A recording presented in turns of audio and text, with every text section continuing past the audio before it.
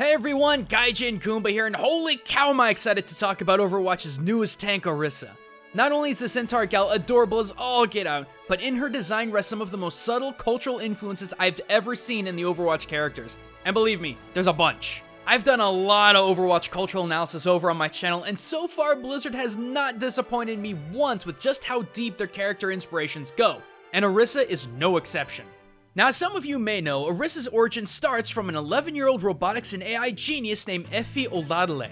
Now, I don't mean to sound like I'm generalizing here, but by her physical design alone, it's pretty obvious that Effie has racial origins in Africa, and hey, I'm cool with that. I rarely get to talk about African culture on this show, and that's a great place to start for deciphering Orisa. However, we kinda got a problem, because Africa is a continent made up of 54 countries with their own unique languages, cultures, and religions.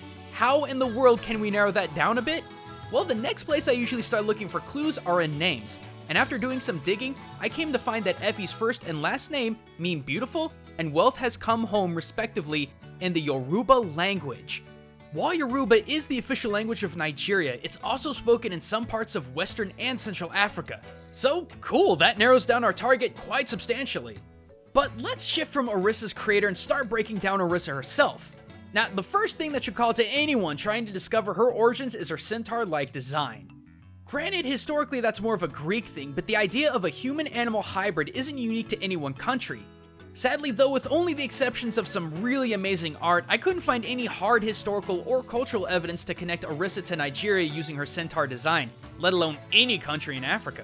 The next thing I decided to look into were alt skins, because when it comes to Overwatch, alt skins not only provide some really interesting cultural nods, but more often than not, act as subtle clues to the lore of the characters using them.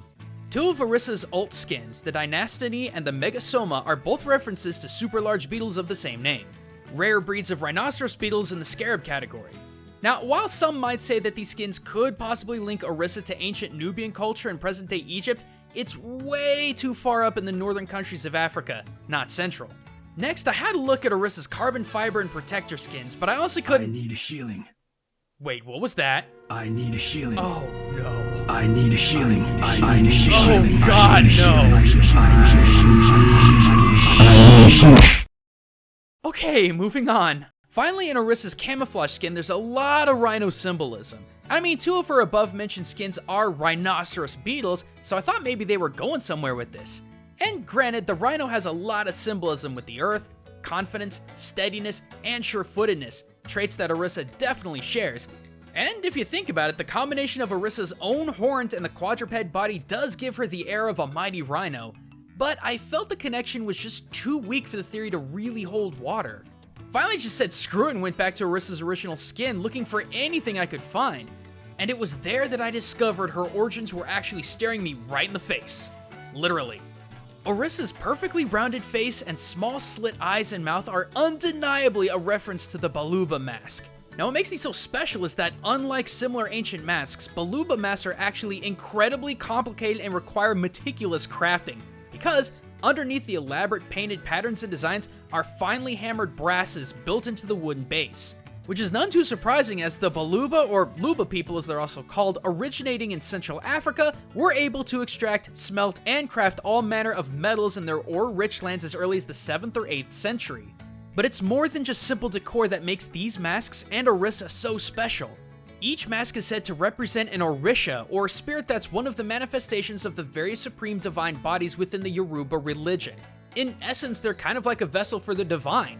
And yeah, we're going right back to Yoruba. First Effie's name, now the concept of Orisa, heck, Orisa, Orisha, I severely doubt the name similarities were a coincidence. Now the Yoruba religion is actually really fascinating. They believe that all people of the world have what's called Ayamo, or spiritual manifestation of fate, and each person must find and achieve their own transcendence from evil in order to find their way to Orunrere. Did I pronounce that right? Well, either way, the spirit world of those that do good. And in doing so, one must grow and mature in order to become one with their spiritual self. Life and death have very little meaning. The soul of the individual moves and flows interchangeably between bodies, growing and maturing through each mortal shell.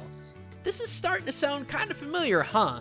When we go back and listen to Eri talking about how and why she built Orisa, there's a lot of talk about learning how to protect and doing what's right. I made you to be strong and brave. You still have a lot to learn. And you'll probably mess up sometimes. But I know you'll become the hero we need. The mask that Eri places on Orisa is far more than a passing cute aesthetic. It's symbolism of Orisa not only having a soul, but a soul seeking righteousness and good, a spirit manifested within a machine. Her overall objective isn't merely protecting and serving, as any automaton can do that, but to understand the why she serves and protects so that her AI can become, I guess, more human, for lack of a better way to put it. As far as Eri sees her, Orisa is more than just a simple machine, but rather a consciousness that wants to find her own transcendence in a righteousness. I find it rather interesting that Blizzard has created this Omnic character who fits the middle ground between Bastion and Zenyatta. You have baby Bastion, who just discovered his AI soul, so to speak. Now there's Orisa, who has a developed AI soul but is lacking in maturity. Then you've got Zenyatta, who's transcended so hard he's taking in pupils for his philosophy. And that's something I'm seeing Overwatch do more and more of, this differentiation or lack thereof between what we understand as a soul and artificial intelligence. See, Yoruba's concept of reincarnation is one that the souls of all people, once returned to Earth, begin the process of seeking out a new body to host, whether it be man, woman, or, if I may be so bold in this fictional world, machine? We know the Omnics of Overwatch have gained human levels of sentience to the point they have created their own organized philosophy and religion, but we don't know how.